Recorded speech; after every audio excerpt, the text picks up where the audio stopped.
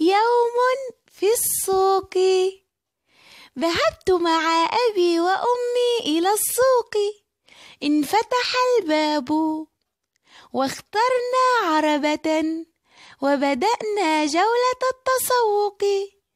اخترنا الخس، اخترنا البرتقال، اخترنا الموز، اخترنا الجزر، واختار والدي الجبن، واختارت أمي الحليب. سألت أبي: هل أستطيع الحصول على قطعة من الشوكولاتة؟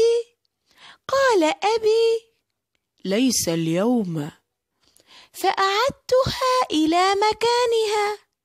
اختارت أمي الدجاج واللحم والسمك. قلت لأمي: أريد بعضا من هذه الحلوى. قالت أمي: ليس اليوم. فأعدت الكيس إلى مكانه. كان أبي يمسك ورقة وقلما ويشطب في كل مرة سطرا. قلت: ما رأيك بهذه المشروبات الغازية يا أبي؟ قال: إنها غير موجودة في القائمة. احضري كيسا من الأرز وبعضا من الخبز.